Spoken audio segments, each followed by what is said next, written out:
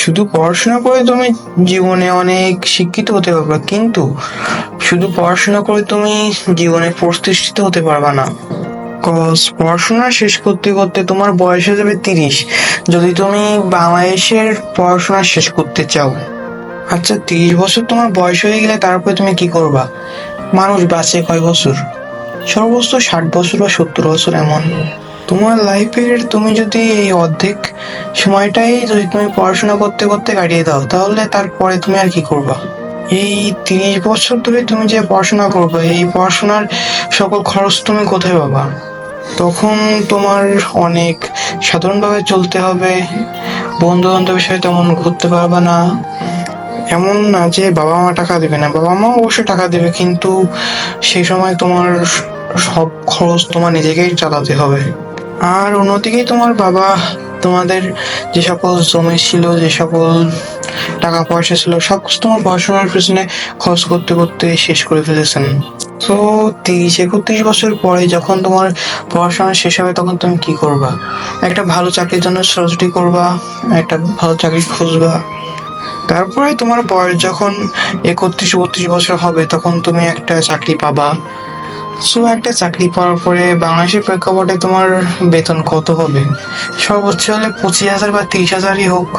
So তুমি যত শিক্ষিত হও না কেন, তুমি এর থেকে বেশি বেতনের চাকরি মেবি পাবাই না। সো তারপরে তুমি কি করবা? তারপরে বাবা মার যে সকল ঋণ ছিল ওইগুলো শোধ করবা, তারপর একটা ভালো বাড়ি তৈরি করবা, তারপরে আসবে তোমার বিয়ের বিষয়। তারপরে তুমি একটা বিয়ে করবা, তোমার বিয়ে করতে করতে 35-40 বছর এমন লেগে যাবে, মানে তোমার বয়স হয়ে যাবে 35 থেকে 40 বছর এমনই। সো তারপরে তার 2 বছর পরে তোমার একটা বাচ্চা হবে, সে বাচ্চাকে মানুষ করতে করতে দেখা গেল তোমার বয়স হয়ে গেল 43-40 এমন। সো তারপরে সে বাচ্চাটা যখন একটু বড় হবে, তারপরে তার নানা খরচ আছে, হ্যান ত্যান বাজার এসব সমস্ত কিছু মিলে তাকে বড় করতে করতে তোমার বয়স হয়ে যাবে 60-65 এমন। সো এই 60-65 বছর হয়ে যাওয়ার পরে তারপরে আর কি, তারপরে উপরওয়ালার নাম করতে করতে উপরে।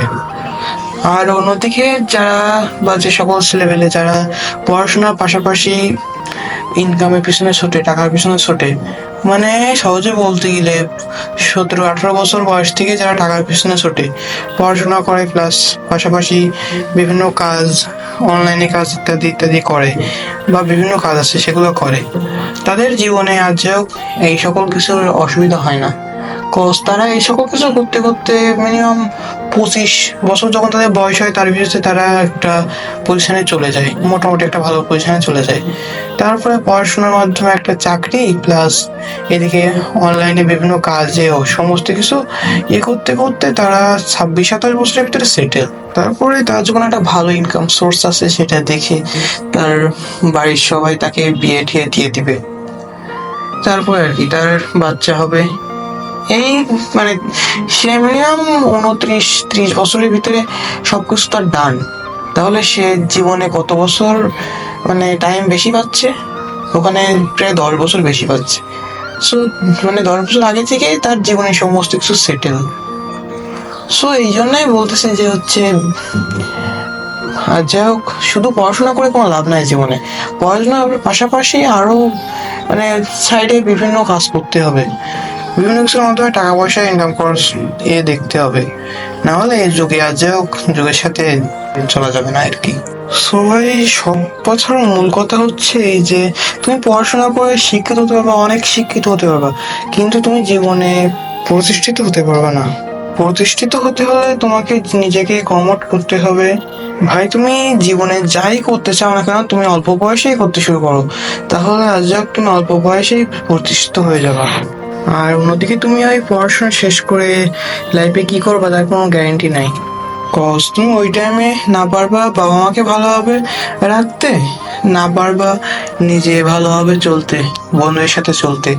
সো তুমি অল্প বয়স থেকে পড়াশোনার পাশাপাশি বিভিন্ন কাজকাম করতে শুরু করো, যাতে তুমি ফিউচারে আজ হোক শান্তিতে থাকতে পারো, জীবনে মজাটা নিতে পারো।